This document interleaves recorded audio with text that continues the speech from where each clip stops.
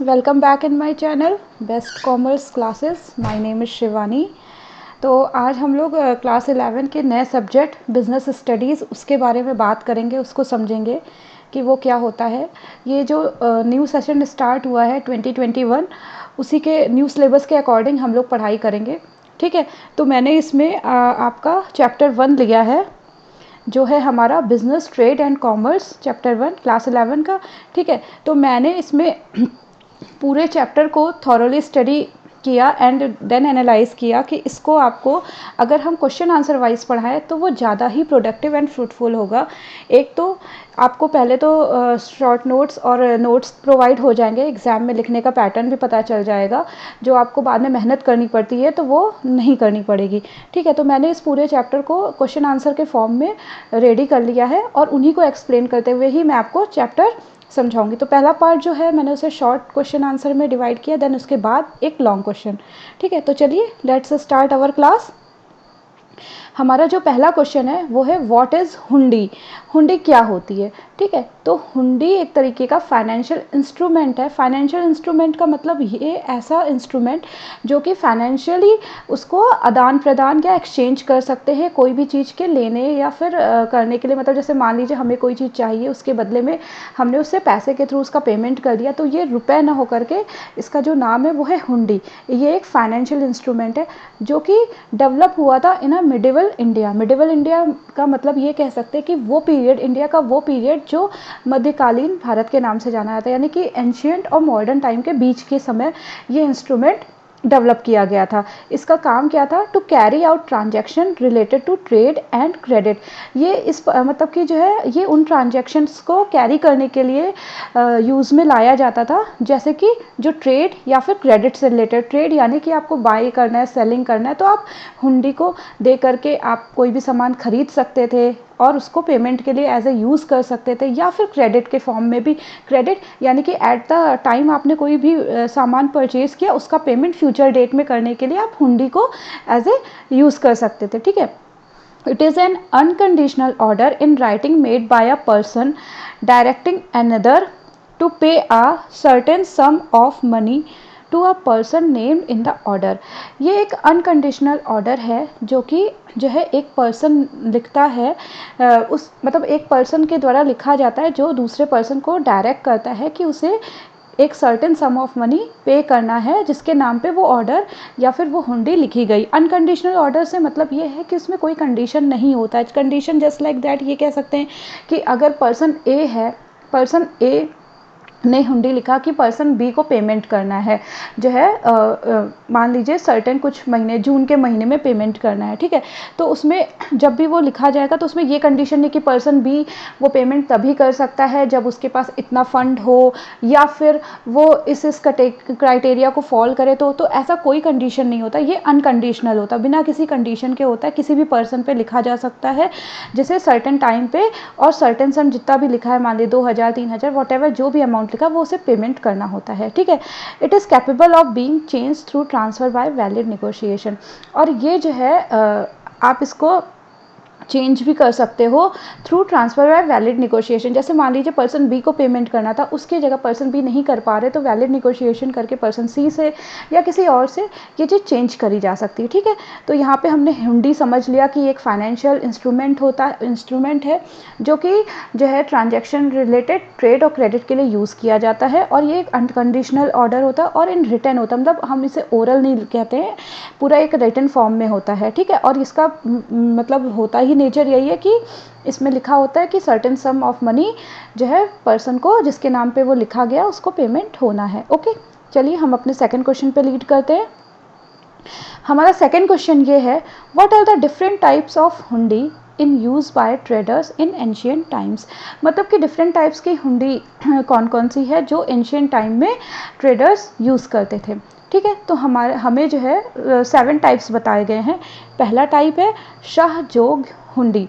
शाहजोग ठीक है। शाहजोग से देखिए जैसे इसके नाम से ही पता चल रहा, शाह यानी कि जो शाह लोग होते थे, यानी कि जो एक जैसे कि आपके इसमें जो लिखा है payable to a respectable man, यानी रिस्पेक्टेबल यानी कि जो एक बड़े ओहदे यानी कि फाइनेंशियल वाइज वो एक अच्छी स्टेटस का हो, या जैसे कि आपके सेठ हो गए, जमींदार हो गए, ये सारे लोग इस कैटेगरी में आएंगे। अगर इनको पेमेंट करना है तो ऐसी हुंडी को शाहजोग हुंडी लिखते। जैसे मान लीजिए किसी साहूकार या सेठ जी ने किसी पर्सन को पैसे दिए हैं, है ना, उसके नाम पे, उस पर्सन के नाम पे हुंडी लिखी गई, तो वो जो हुंडी बनेगी उसमें ये लिखा होगा कि उस सेठ को जो है 1 महीने बाद या 2 महीने बाद पेमेंट करना। तो ऐसी हुंडी को हम लोग शाहजोग हुंडी कहते हैं, यानी payable to a respectable man.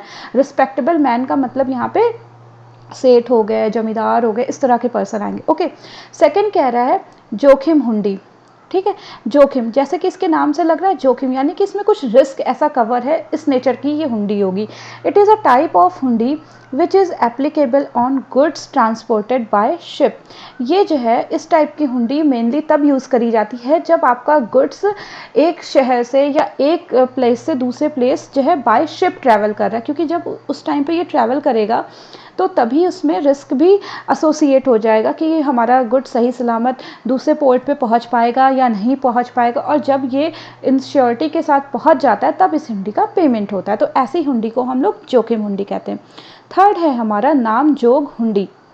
नाम जोग यानी कि ये हुंडी यानी ऐसी हुंडी कि जो है जिस उस हुंडी पे जिस पार्टी का नाम लिखा होगा उसी पार्टी को ये पेमेंट होगा। ये सिंपल है, payable to the named party और हिज ऑर्डर, यानी कि ये इसका पेमेंट उस पार्टी को होगा जिसका नाम उस हुंडी पे लिखा हुआ है। ओके, फिर फोर्थ है हमारा धनी हुंडी। धनी हुंडी यानी पेबल टू ओनर ऑफ हुंडी। धनी मतलब कि जो भी पर्सन, जो उस हुंडी का पर्सन है या ओनर है, मतलब ये भी कह सकते हैं कि उस हुंडी पे ये हुंडी जिस पर्सन के पास होगी, जो उस हुंडी का ओनर होगा, है ना, उसको ये पेमेंट करना होगा। इसको हम कह सकते हैं बेयरर चेक जैसे होता है ना, कि जिस पर्सन उस चेक पे जिस पर्सन का नाम होगा उसी को वो पेमेंट होगा, है ना। तो धनी हुंडी भी समझिए वही है कि हुंडी पे जिस पर्सन का नाम होगा उसको ही पेमेंट मिलेगा, पेबल टू ओनर ऑफ हुंडी। ओके, फिफ्थ है जवाबी हुंडी। जवाबी हुंडी इज़ अ टाइप ऑफ, ये कह सकते हैं कि ये एक तरह से क्या कहते हैं इसको कि डायरेक्शन देता है, जैसे हम बैंक में जाएं। अ टाइप ऑफ हुंडी that resemble a money order. ठीक है, कि डायरेक्शन देते हैं, या एक टाइप ऑफ लेटर होता है जो हम बैंक को डायरेक्ट करते हैं कि ये पर्सन को आपको पेमेंट करना है। अ टाइप ऑफ हुंडी that resembles a money order, जो एकदम मनी ऑर्डर की तरह होता है। ठीक है, कि मनी ऑर्डर में क्या होता है, हम बैंक को डायरेक्ट करते हैं कि आप इसको जो है मनी का पेमेंट कर दो जो भी पर्सन है, जस्ट लाइक दैट हुंडी। ठीक है, जवाबी हुंडी।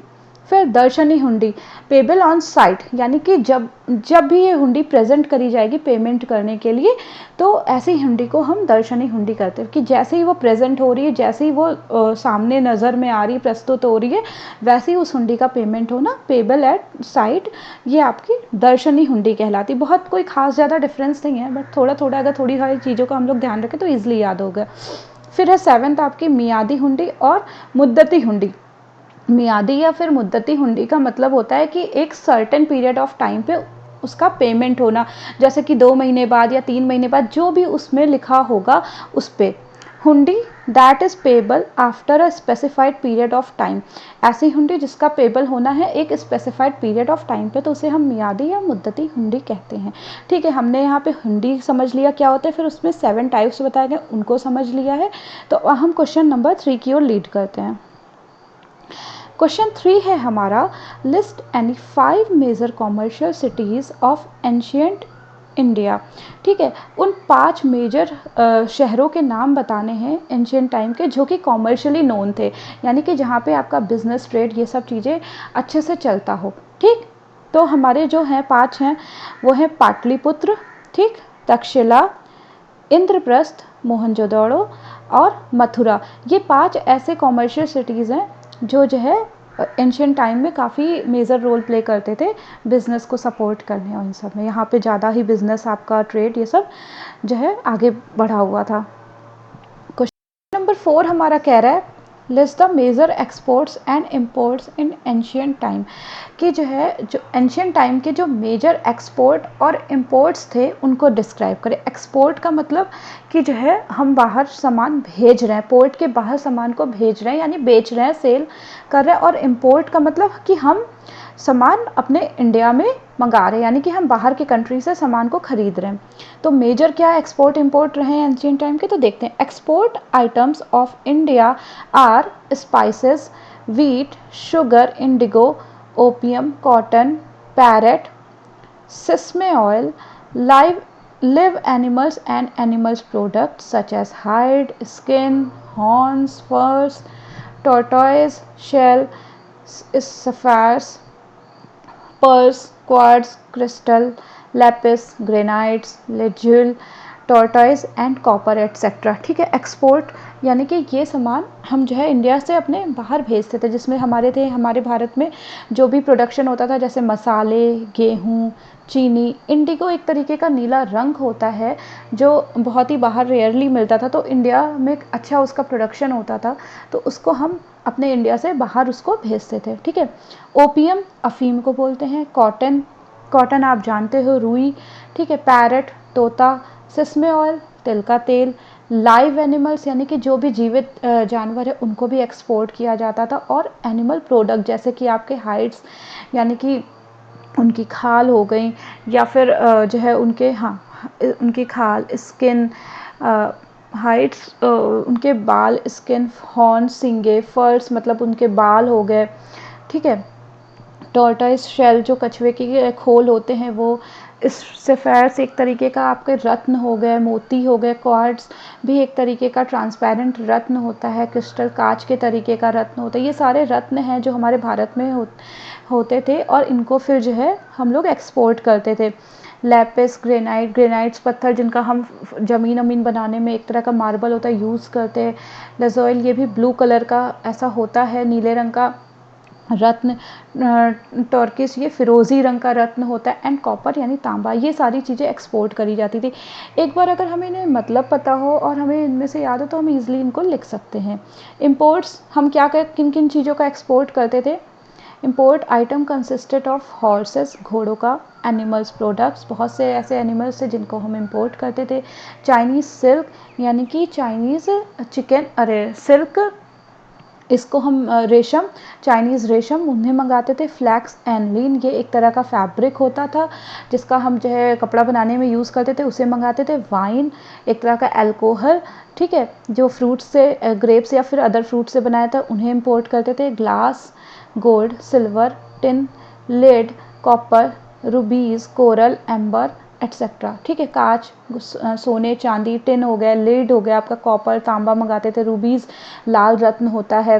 ठीक है, कोरल एक तरह से आपका कह सकते हैं जो समुद्र में छोटे छोटे जितने भी समुद्री जीव होते हैं उनसे वो तैयार होकर कई मल्टीपल कलर्स का तैयार होता है, मूंगा उस तरह को कहते हैं, वो मंगाते थे। एम्बर यानी पीले रंग का एक रत्न होता है जो ट्रांसपेरेंट होता है, उसको हम लोग मंगाते हैं। ठीक है, तो ये सारी चीज़ें हम इंपोर्ट करते थे। तो अब हम नेक्स्ट क्वेश्चन देखते हैं। Question number 5, what do you understand by maritime trade. Maritime trade से क्या समझते हैं। मैरीटाइम का मतलब ही है कि यहाँ पे कुछ समुद्री चीज़ों की बात हो रही है उस ट्रेड में, कि यानी कि समुद्री के रास्ते से जो भी हम व्यापार करते थे उससे आप क्या समझते हैं। A kind of trade that involves transportation of goods through C.